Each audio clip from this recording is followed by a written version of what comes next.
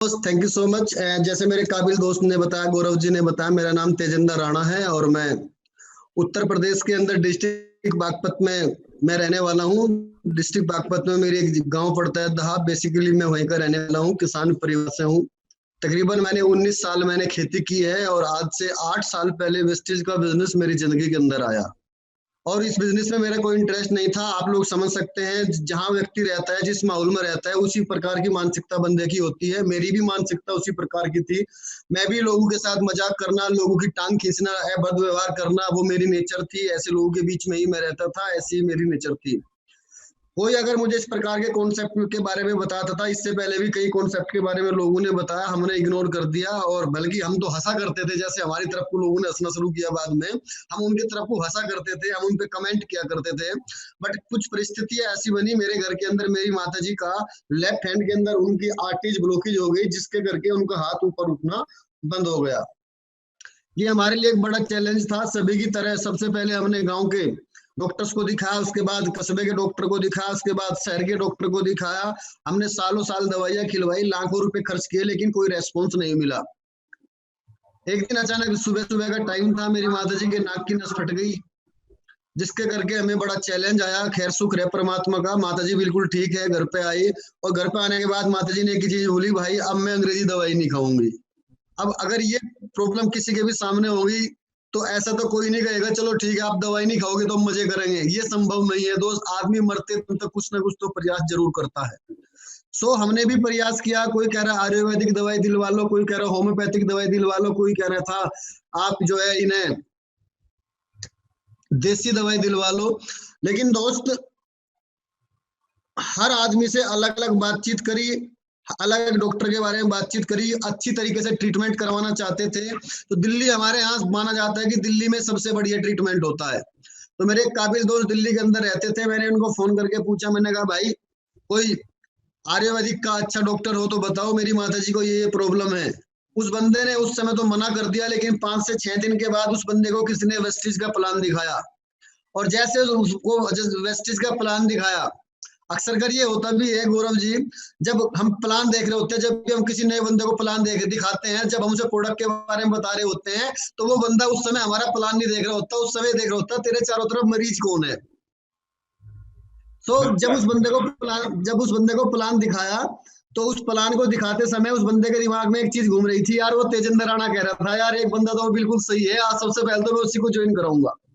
उसने प्लान देखा, प्लान देखने के बाद उसने मुझे फोन पर कॉल किया, मुझे डॉक्टर के बारे में बताया, मुझे दिल्ली बुलाया, मुझे वेस्टेज के प्रोडक्ट के बारे में बताया। मुझे वेस्टेज के बिजनेस में कोई भी इंटरेस्ट नहीं था। मैं तो वेस्टेज का प्रोडक्ट में मेरा इंटरेस्ट था। मैंने वेस्टेज का प्रोडक्ट परचेज किया, मैं अपने घर चलाया। इसी महीने की बात थी और हमारे यहाँ इस महीने में गेहूं की कटाई होती है और गन्ने की बुआई होती है। मैं घर आने के बाद अपनी माता जी को मैंने प्रोडक्ट दिया एज ए आयुर्वेदिक मेडिसिन और खुद खेत के काम में लग गया। तकरीबन 20-25 दिन तक खेत के काम से जब फ्री हुआ, तो मेरी माता जी ने बोला, बेटा इस बार जो तू दवाई लेकर आया था, ये दवाई बहुत अच्छी है। मुझे इंटरनली जो है मुझे खुशी मिली, अच्छा आराम है। तो मम्मी ने बोला, देख बेटा पहले मेरा हाथ इससे ऊपर नहीं उठता था। इससे पहले मेरी मम्मी का हाथ ऐसे करके ऊपर उठाना पड़ता था, इससे ऊपर मेरा हाथ नहीं उठता था। लेकिन जब से मैं ये दवाई खानी चालू कर गई, मेरा हाथ किस प्रकार काम कर रहा है। इस तरीके से मम्मी ने मेरा अपना हाथ उठा के दिखा, तो अंदर से बड़ी खुशी आई। मेरे लिए बड़ी खुशी की बात थी, मेरी माता जी बिल्कुल ठीक हो गई। ये चमत्कार था मेरी जिंदगी के अंदर। मैं अपने आप को रोक नहीं पाया और मैंने उस बंदे को फोन किया और मैंने बोला, भाई थैंक यू सो मच, आपके कारण मेरी माता जी का हाथ ठीक हो गया, आपका बहुत बहुत धन्यवाद। तो उस बंदे ने जवाब दिया, तेजेंद्र भाई देखो कमाल का बिजनेस है, कमाल के प्रोडक्ट हैं, अगर आप इन प्रोडक्ट के ऊपर काम करते हुए अगर आप चाहो तो लाखों रुपए महीना कमाया जा सकता है। लेकिन दोस्त, जिस समाज में मैं रहता था, जिस एटमोस्फेयर में मैं वहां रहता था, वहां पर लाखों रुपए की बात नहीं होती थी। वहां पर बात होती थी 20,000 रुपए की, वहां पर बात होती थी 25,000 रुपए की। और वो भी उनके लिए जो अच्छे पढ़े लिखे होते हैं, जिनकी नौकरी लग जाती है, वो 20-25,000 रुपए की बात करते हैं। उस समय मेरी उम्र 32 साल की थी, उम्र का नौकरी का टाइम चला गया था, मैं खेती कर रहा था और मेरे सामने 1 लाख रुपए महीने की बात आई। ये बात कुछ हजम से करने वाली नहीं थी। हिंदुस्तान के अंदर हमें बड़ा एक गुण होता है जिसके हम लोग बहुत एक्सपर्ट होते हैं, और वो गुण होता है ना, हम सेकंडों में बहाना तैयार कर देते हैं, मल्टी सेकंड में बहाना तैयार कर देते हैं। क्योंकि उस बंदे के कारण मेरी माताजी का हाथ ठीक हुआ था, तो मैं उसको मना नहीं कर सकता था। सो मना नहीं कर सकता था, लेकिन बहाना तो मार सकता था, हाँ या ना? सही कहा। मैं बहाना मार सकता था, तो मैंने मल्टी सेकंड के अंदर मैंने बहाना बनाया। मैंने कहा भाई, करना कौन नहीं चाहता, कौन नहीं चाहता लाखों रुपए महीना आए। मैं भी चाहता हूं मेरे पास भी लाखों रुपए महीना आए, पर ना तो मेरे पास पैसे हैं, ना मैं पढ़ा लिखा हूं। अब बता मेरे पैसे आ जाएंगे क्या? उस बंदे ने जवाब दिया, और उस जवाब ने मेरी जिंदगी को बदला। उस बंदे ने जवाब दिया, देख तेजिंदर भाई, इस बिजनेस के अंदर लाखों रुपए महीना कमाने के लिए ना तो पैसे का होना जरूरी है, और ना ही पढ़ा लिखा होना जरूरी है। अगर रियली में तू यहाँ से लाख रुपए महीना कमाना चाहता है, तो तेरे पास लाख रुपए महीना कमाने का कारण होना जरूरी है। उस बंदे ने जब मुझे ये बात बोली कि कारण होना जरूरी है, उस दिन पहली बार मेरी खुद से मुलाकात हुई। तब तक तो मैं झूठी जिंदगी जी रहा था दोस्त। कहने के लिए हम सबके पास सब कुछ होता है, सबके पास। रियलिटी पे आओ ना दोस्त, अपने आप को खोजो। क्या हम अपने माता पिता के हर सपना, क्या रे छोड़ो, क्या हम अपना हर सपना पूरा कर पा रहे हैं? क्या हम अपने बच्चों के सपने पूरे कर पा रहे हैं? क्या हम अपनी पत्नी का सपना पूरा कर पा रहे हैं? छोटे छोटे अभाव में तो हम आपस में, जो हमारे लिए सबसे अनमोल है, माता पिता, पत्नी, भाई, बच्चे, बहन, छोटे छोटे पैसों के चक्कर में उनके साथ हमने बोलना छोड़ दिया, लड़ लिए, झगड़ लिए, हाँ या ना? पहली बार उस दिन मेरी खुद से मुलाकात हुई। तेजिंदर, बात तो सही कह रहा है बंदा, कारण होना चाहिए। कारण तो हजारों कारण मेरे पास थे, लाख रुपए महीना कमाने का एक कारण मेरे पास नहीं था, हजारों कारण मेरे पास थे। अरे मेरी बात छोड़ो दोस्त, खुद से बात करो। क्या आपके पास भी लाख रुपए महीना कमाने का कारण है? बात करना अपने आप से, खुद से बात करना। मेरे पास भी हजारों कारण थे, आपके पास भी हजारों कारण आएंगे। और जिस दिन इस बिजनेस के करने के तुम्हारे पास कारण हो जाएंगे, उस दिन तुम भी तरक्की कर जाओगे। जिस दिन मेरी खुद से पहचान हुई, पहले भी मैं ही था, बाद में भी मैं ही था। अप्रैल 2012 में मैंने वेस्टेज के बिजनेस को ज्वाइन किया, और एक ड्रीम के साथ ज्वाइन किया कि अब मैं 1 लाख रुपए महीना कमाऊंगा, 1 लाख रुपए महीना कमाऊंगा। अब दोस्त, जब बात लाख रुपए महीने की आई थी, तो अंदर से जोश तो आ गया था, मोटिवेशन तो बहुत था, लेकिन असली सच्चाई से सामना होना तो बाकी था। असली सच्चाई, असली औकात दिखाता है हमें हमारा फील्ड। हम गए, प्लान दिखाया। सबसे पहले आदमी अपनों को प्लान दिखाता है, रिजेक्शन। घर में बताया रिजेक्शन, रिश्तेदारी को बताया था रिजेक्शन, दोस्तों को बताया रिजेक्शन। अब बात करें तो कहां करें? एक दो बंदा एग्री होता भी था, तो उस समय कहां से सामान मिलेगा जी? या तो पानीपत से मिलेगा या गाजियाबाद से। कितने किलोमीटर की दूरी पे है? 75 किलोमीटर की दूरी पे है। इस बिजनेस में कामयाब होना तो मीटिंग में जाना पड़ेगा। चल भाई, मीटिंग कहाँ होती है? दिल्ली होती है। कितनी दूरी पे है? 90 किलोमीटर की दूरी पे है। कितना क्रिटिकल था। मैं पहले हर आदमी की तरह, हर आदमी जिस तरीके से करता है, मैंने पूरा प्रयास किया। मुझे लगता था मैं पूरी दुनिया को जोड़ दूंगा, मैं उसको बोल दूंगा, उसको बोल दूंगा, वो मुझे मना नहीं कर सकता, वो मेरा जीजा है, वो तो मेरा मामा का लड़का है, वो तो मेरा पक्का दोस्त है, कमीना एक नहीं आया। अब क्या करें? अब मेरे पास दो विकल्प थे, या तो मैं भी छोड़ दूं, या मैं कर लूं। अब जब तक मेरे से मेरी पहचान नहीं थी, तब तक तो मैं छोड़ देता, लेकिन अब जिम्मेदारी का एहसास हो गया। अब ड्रीम बन गया लाख रुपए महीना कमाने का, तो छोड़ने से तो लाख रुपए आ नहीं सकते थे। सो मैंने डिसीजन लिया, बेटा अब तो कुछ भी हो जाए, कुछ भी हो जाए, मैं इस बिजनेस के अंदर 1 लाख रुपए महीना कमा के रहूंगा। इस सोच के साथ मैंने काम शुरू किया। मेरे अपलाइन मुझे एक चीज बोलते थे, बेटा इस बिजनेस में आना है तो आपको लगातार मीटिंगों में आना पड़ेगा। चलो जी, कहाँ है मीटिंग? दिल्ली। मैंने हर हफ्ते, एवरी संडे सीएनटी प्रोग्राम होता था दिल्ली में, हर हफ्ते सीएनटी प्रोग्राम करने के लिए मैं दिल्ली गया। दिल्ली जाना मेरे लिए इतना आसान नहीं था। सुबह निकलना पड़ता था, रात को घर आके घुसता था। अब मैं जब सीएनटी में जाना चालू किया, मुझे ये बिजनेस समझ में आना चालू हुआ, मैं घर घर लोगों को आके मैंने बताना शुरू किया, मैंने लोगों को सीएनटी प्रमोट करना चालू की, तो लोग वहां सीएनटी में जाने की हाँ ना भरे।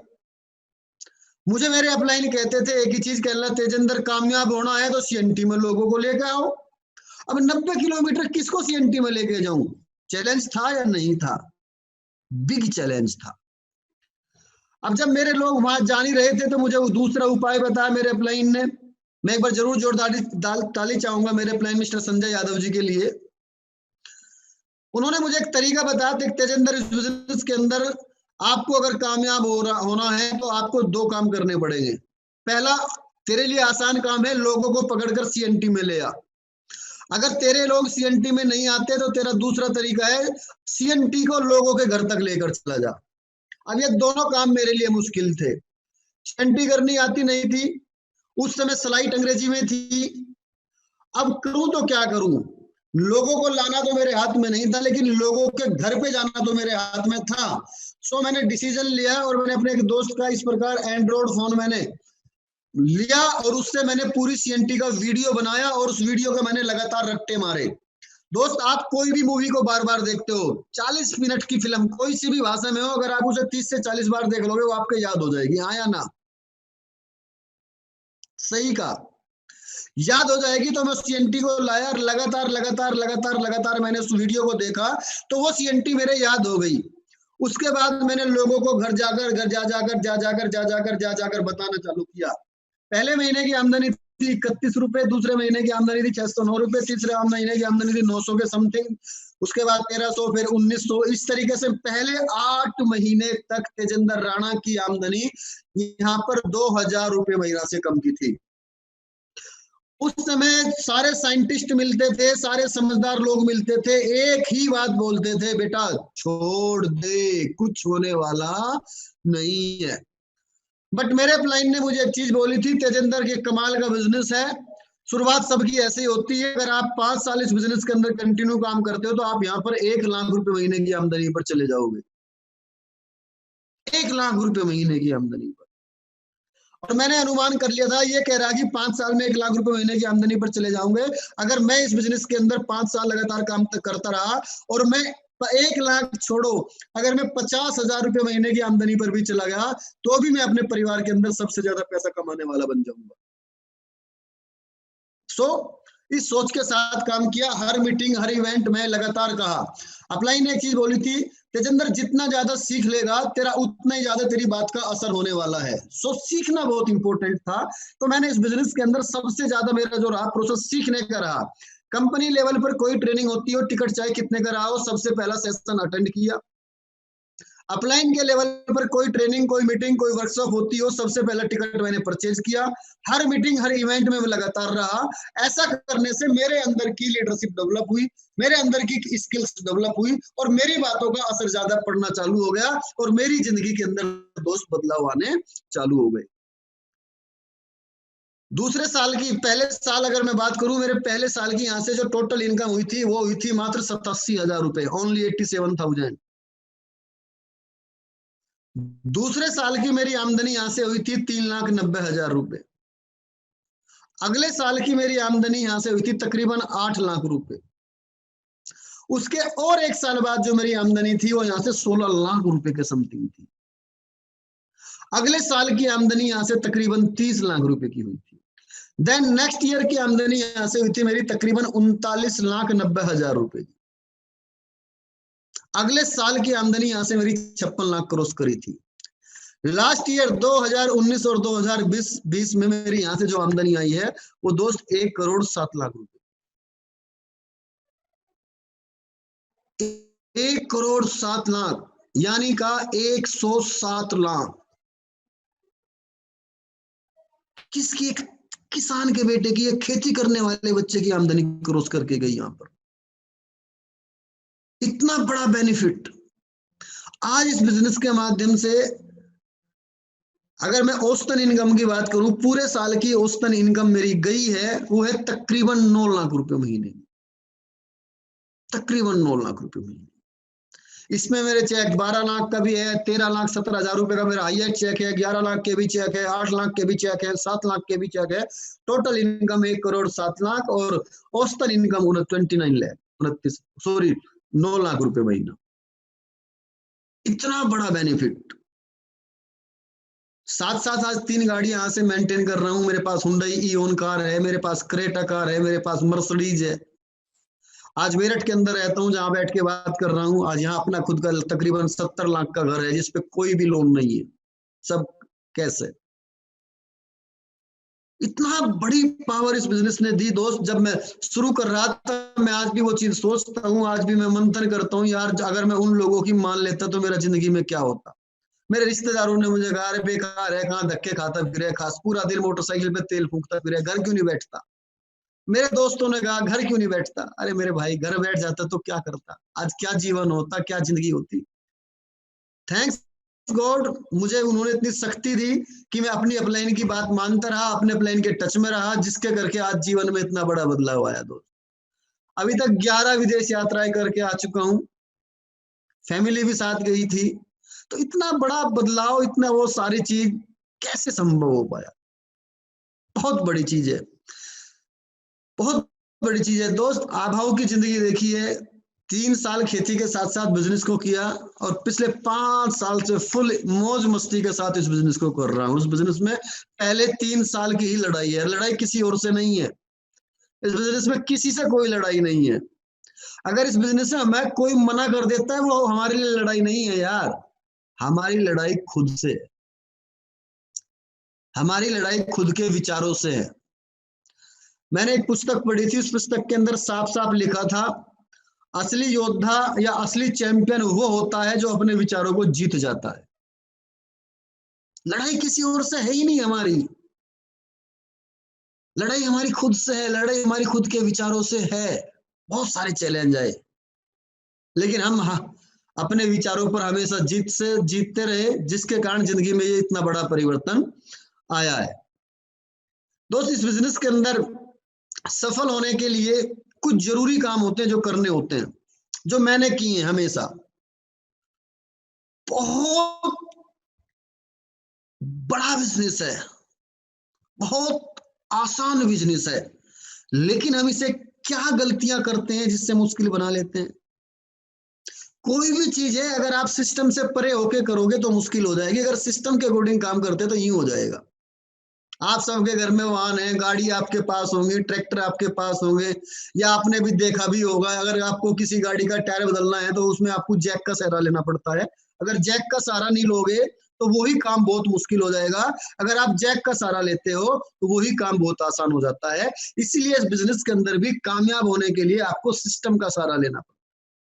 कुछ 4-5-6 छोटे छोटे पॉइंट्स हैं जिनके ऊपर मैं काम किया है, जो मुझे बहुत प्रभावित लगते हैं। मैं हमेशा जब भी मुझे कोई व्यक्ति सामने मिलता है, मैं हमेशा उनको बताता हूँ, और मैं आज भी आप लोगों के सामने वे पॉइंट शेयर करना चाहूंगा कि कैसे, कौन कौन से ऐसे काम है जो हमें करने चाहिए, जिसके करके जिंदगी में बड़ा बदलाव आएगा, जिसके करके इस बिजनेस में हम बहुत तेजी से ग्रो। इस कड़ी में जो सबसे पहला काम होता है दोस्त, एक बंदा क्यों करेगा वेस्टीज में काम, या क्यों जीतेगा, उसके विचार क्या है। सबसे पहला काम है किसी भी सफल इंसान से मिल लेना, किसी भी सफल इंसान से मिल लेना। वो हमेशा आपको एक ही बात बोलेगा, किसी भी काम की शुरुआत एक ड्रीम से होती है, एक ड्रीम से होती है। क्या आपके पास कोई ड्रीम है? अगर हाँ, तो ये बिजनेस आपके लिए बहुत अच्छा बिजनेस है। अगर नहीं, तो ये फालतू का काम है, ये फालतू का काम है। फिर आप लोगों के पास जाते हो, लोगों को प्लान दिखाते हो, 2 तरह के लोग मिलते हैं, एक प्लान में हाँ कर देता है, उसी प्लान को एक मना कर देता है। क्या अंतर है? केवल ड्रीम का अंतर है। जो ड्रीमर टाइप का बंदा है, जिसे जिंदगी में ग्रो करना है, जिससे जिंदगी में बहुत आगे जाना है, वो आपके बिजनेस को एक्सेप्ट करता है। और जिसे मतलब ही नहीं फ्यूचर का, उसका हमें करना क्या है। दोस्त, मैं आपको जरूर एक चीज बताना चाहूंगा। मुझे बहुत सफल इंसान ने ये चीज बोली थी, और आप सब लोगों ने ये चीज पढ़ी हुई है, पास्ट काल, प्रेजेंट काल और फ्यूचर। पास्ट, प्रेजेंट और फ्यूचर। पास्ट में हम लोगों ने जो कुछ किया, उसका परिणाम आज हमारा प्रेजेंट है। और आप आत्ममंथन करो, क्या हमारे पास प्रेजेंट में वो सारी सुख सुविधाएं, संपन्नताएं हैं जो हम चाहते हैं? मैक्सिमम लोगों का जवाब आता है नहीं। अगर वही काम आज भी हम लोग करते रहेंगे तो क्या इन फ्यूचर हमारे पास वो सुख सुविधा, संपन्नताएं होगी? जवाब आता है नहीं। अगर आपको फ्यूचर में बदलना है, अगर फ्यूचर आपको सिक्योर करना है तो प्रेजेंट में आपको डिसीजन लेना पड़ेगा। अब प्रेजेंट में आप डिसीजन जब लोगे जब फ्यूचर के लिए आपके दिमाग में कोई ड्रीम होगा। और ड्रीम दो प्रकार के होते हैं, एक होते हैं मुंगेरी लाल के सपने और एक होता है इमोशनल ड्रीम। मुंगेरी लाल के सपने तो सब देखते हैं, बहुत देखे होंगे, बट दोस्त इमोशनल ड्रीम कोई कोई देखता है। इमोशनल ड्रीम जो बंदा देख लेता है उसका 100% पूरा होता है। मैं आपको हजारों एग्जाम्पल दे सकता हूं। मैं आपको अपना एग्जाम्पल देता हूं, ये प्लान मेरी समझ में क्यों आया। मैंने अभी आपको अपनी घटना में एक चीज बताई थी कि मेरी मदर की नाक की नस फटी थी। सुबह का 3 बजे का समय था और मैं अपने घर से तकरीबन 22 किलोमीटर की दूरी पर था। मेरे फादर का मेरे पास फोन गया, उन्होंने बोला बेटा तेरी मदर का नाक का नस फट गया, डॉक्टर ने बोल दिया इसको हॉस्पिटलाइज करा लो। हॉस्पिटल था 22 किलोमीटर की दूरी पर बड़ौत के अंदर। मैं खुद बड़ौत में था, मॉर्निंग का टाइम था 3 बजे का। एक दो बंदे को जो गांव के अंदर किराए पर गाड़ी लेके जाते हैं, मैंने उनको फोन किया। नींद का समय था, उन्होंने फोन उठा तो लिया, हाँ भी कर ली, फिर सो गए। उनकी वहां थोड़ी तड़प रही थी, वो मेरी मदर तड़प। तो मैं 22 किलोमीटर से मैं फटाफट घर पे गया, तब तक वो बंदा नहीं आया। मैंने किस किस का दरवाजा पीटा की गाड़ी लेकर और मेरी मदर को वहां लेके जाओ। उस दिन एहसास हुआ था दोस्त घर में गाड़ी का होना कितना जरूरी है। 32 साल की उम्र, मेरी माता जी वहां तड़प रही थी ट्रीटमेंट के लिए और मैं 32 साल की उम्र में उसके ट्रीटमेंट को करवाने के लिए सक्षम भी नहीं था। धिक्कार है यार ऐसी जिंदगी के ऊपर।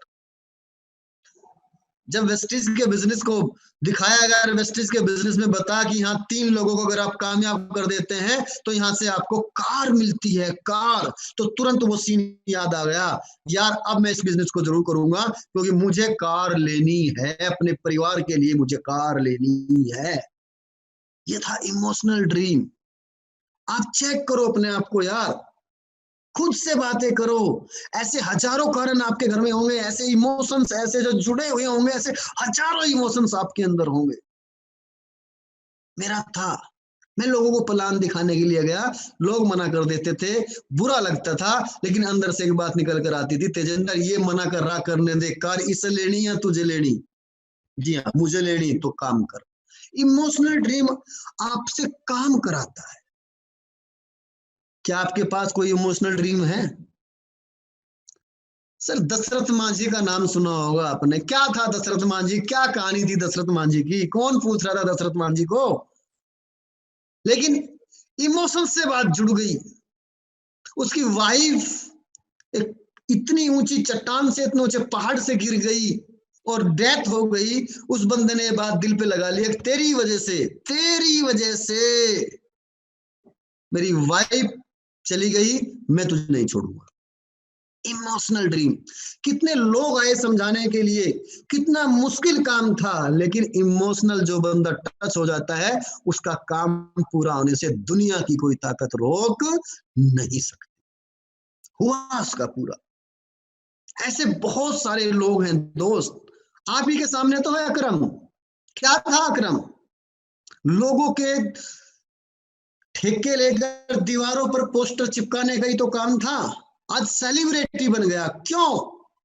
क्योंकि यहाँ कोई बात छुपी थी यहाँ पर। और जिस बंदे को यहाँ कोई चीज लग जाती है उसके लिए आगे के रास्ते खुद पर खुद निकलने चालू हो जाते हैं। शुरुआत यहीं से होती है। सो सबसे पहले इमोशनल ड्रीम आपका होना चाहिए और ड्रीम को कभी भी दबाना नहीं है।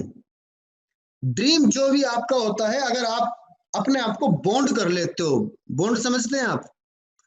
बॉन्ड जैसे आप, कोई बंदा जॉब करता है, उसका क्या है, साल भर का 3 लाख रुपए का पैकेज है एनम का, तो उसका क्या हो, 3 लाख एक बॉन्ड हो गया। अब 366 दिन लो, जो जो भी प्रोसेस होगा वो उसे करना ही करना पड़ेगा क्योंकि वो 3 लाख रुपए उसे मिलने हैं, वो बॉन्ड हो गया। तो इस बिजनेस के अंदर भी अगर आपको कामयाब होना है तो अपने आप को बॉन्ड करो। बॉन्ड करना बहुत जरूरी है यहाँ पर अपने आप को। बॉन्ड कैसे होंगे यहाँ पर? यहाँ बॉन्ड होते हैं आप घोषणाएं करने से। घोषणाएं करो। घोषणाएं कैसे करनी है? इस महीने की इतनी तारीख में मेरा इतने रुपए का चेक होगा, इस महीने में मैं ये गाड़ी लेकर आऊंगा, इस महीने में मैं ये सपना पूरा करूंगा, और उसे चीख चीख कर चिल्ला चिल्ला कर बोलना चालू कर दो। हम ये काम नहीं करते, ये हमारे लिए बहुत बड़ी गलती है। बट जब आप ये काम कर देते हैं तो लोग आपको क्रिटिसाइज करते हैं, लोग आपको टोकते हैं, और जब लोग आपको टोकते हैं और आपका ड्रीम इमोशनल होता है तो वहां से क्रिएट होती है एनर्जी। कौन सी चीज क्रिएट होती है? एनर्जी। आपको बहुत सारे लोग मिलते हैं जो कहते हैं सर मैं करना तो चाहता हूं, पता नहीं क्यों अंदर से आवाज नहीं आ रही। अंदर से आवाज इसलिए नहीं आ रही बेटा, एनर्जी नहीं है। एनर्जी नहीं है। एनर्जी कहां से आती है? वो आती है इमोशनल ड्रीम से। एनर्जी आती है इमोशनल ड्रीम से। सो ड्रीम को बड़ा इमोशनल आपको बनाना है। इमोशनल ड्रीम आपको देता है एनर्जी। जब आप एनर्जी आपके अंदर आ गई तो अब आप और भी जो है खतरनाक हो गए, अब आप और भी पावरफुल हो गए। अब बहुत जरूरी होती है सही दिशा का होना। जैसे मैं अगर बात करूं, बंदूक होती है, बंदूक में गोली डाल देते तो बंदूक की जो गोली होती है वो एनर्जी होती है, ठीक। अब सही तरीका है उसे दिशा देने का। वो सही काम भी कर सकती है, गलत काम भी कर सकती है। अब आपका जो ड्रीम है, इमोशनल ड्रीम ने आपके अंदर जो एनर्जी डाल दी वो गोली वाला काम करेगी। ये एनर्जी सही काम भी कर सकती है और ये एनर्जी गलत काम भी कर सकती है। अब जरूरी है इसका सही दिशा, और इसकी सही दिशा कौन देगा? आप इसे कभी सही दिशा नहीं दे सकते, सॉरी। इसे सही दिशा देगा आपका मेंटोर। सो मेरा तीसरा जो यहां बहुत मोस्ट इंपोर्टेंट पॉइंट है वो है submission. 100% submission. First point emotional dream, second point energy, third point है मेरा यहां पर सबमिशन। 100% सबमिशन। इस बिजनेस के अंदर आपको एक व्यक्ति, ऐसा कामयाब व्यक्ति नहीं मिलेगा जो बोलेगा मेरा कहीं सबमिशन नहीं है, मैं कामयाब हूं। हो ही नहीं सकता। लेकिन आपको इस बिजनेस में ऐसे फेलियर बहुत मिल जाएंगे जो कहेगा हमने करके छोड़ दिया, पता लगा क्या इसका कोई सबमिशन नहीं था। एनर्जी तो थी, काम तो बहुत तेज किया, लेकिन कैसे करना, किस दिशा में एनर्जी लगानी वो उसे पता नहीं था, इसीलिए वो सफल नहीं हो पाया। दोस्त, बहुत मोस्ट इंपोर्टेंट पार्ट है सबमिशन। आपको अपने एक्टिव, इफेक्टिव और ग्रोइंग अपलाइन, जो ग्रो करना चाहता हो, जो ग्रो कर रहा हो, जो लीडिंग कर रहा हो, ऐसा एक मेंटोर चुनो और उसके लिए 100% अपने आप को समर्पित कर दो। 100%, 99% नहीं, 100%। उसके सामने कभी भी जिंदगी में इफ, बट, लेकिन, किंतु, परंतु नहीं करना दोस्त। कभी आपकी किसी की भी अगर आपकी कभी मुलाकात हो मेरे गुरु संजय यादव जी से, उनसे कभी भी आप एक बार ये पूछ लेना तेजेंद्र राणा जी का सबमिशन कैसा है। मैं पहले दिन से उनके प्रति 100% सबमिट रहा। मैंने कभी इफ, बट, लेकिन, किंतु, परंतु नहीं किया। मैं आज भी मैं एक एक कदम फूंक फूंक कर रखता हूं, उनकी सलाह के बगैर मैं कुछ नहीं करता।